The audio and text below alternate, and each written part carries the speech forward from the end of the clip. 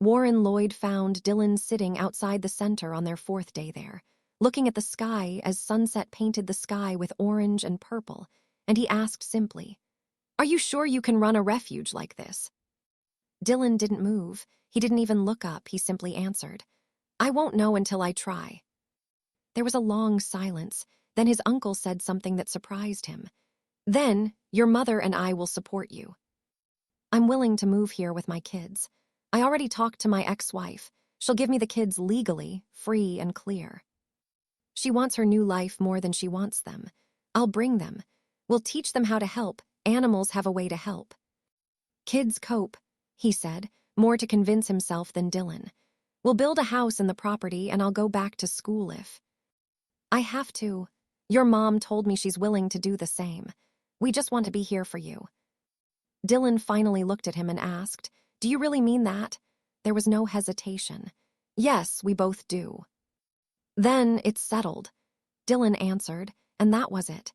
They stayed at Dr. Dixon's institution for a full 3 weeks, learning, observing. Absorbing, asking questions, Dylan writing down the answers in a notepad. After nearly a month, he had all the information he needed to turn his grandmother's ranch into a shelter for wounded and discarded animals. Harold had promised any legal help he needed. To make it legit, Dr. Dixon had promised to continue coaching him for as long as he needed. He only had 1 more year of veterinary school to go through to get his degree. He would transfer to Arizona and finish his degree while working to prepare the ranch for animal occupancy. Uncle Warren and his mom's attitude had changed completely. The whole experience with Maren had taught them lessons nobody could have taught them. Maren seemed to have decided that her person was Dylan, but she was willing to put up with Warren and Sage Lloyd. Dylan smiled when he thought about it.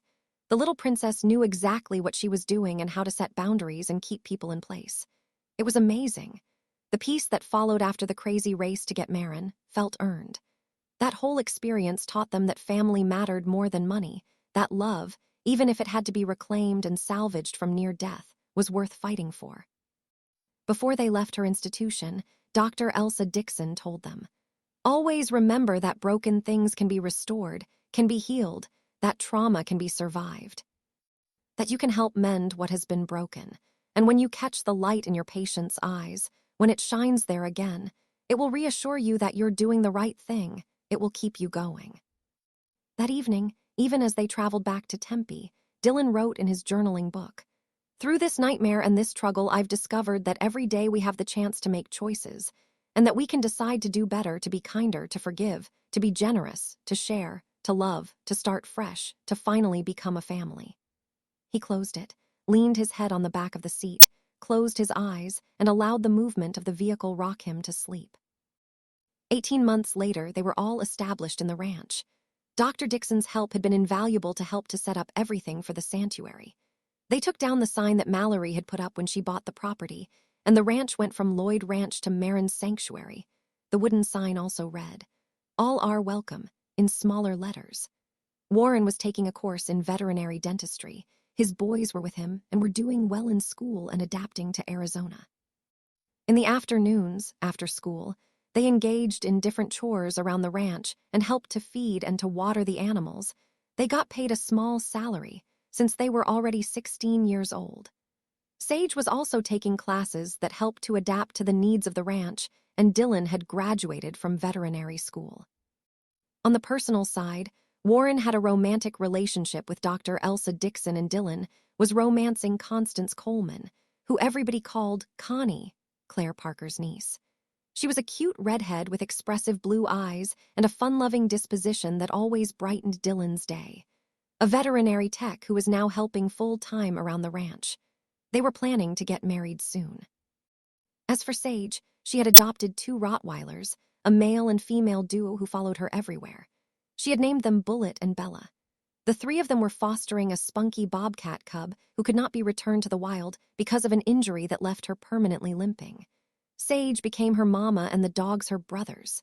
Sage had named her Dottie because of her spots, and for all she knew, Dottie was growing up as a different kind of dog and loving it.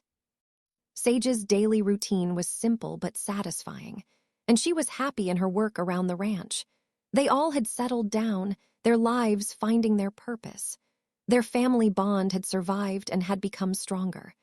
As for Maren, she was loved and spoiled by all, and she gave them love back. Still, her favorite person was Dylan, who took her to live with him in his bungalow, let her sleep at the foot of his bed, and treated her like his precious little girl.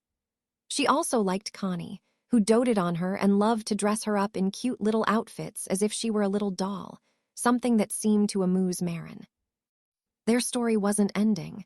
It was being transformed from day to day, from chaotic to bittersweet, to triumphant, to quietly peaceful and settled. And they all knew it, and they were all happy about it.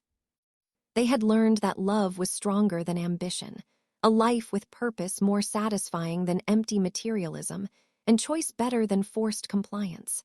Their lives felt richer and better than ever before. This is a fictional story, dedicated to cat lovers everywhere, and to the relationship they have with the cats they love and take care of.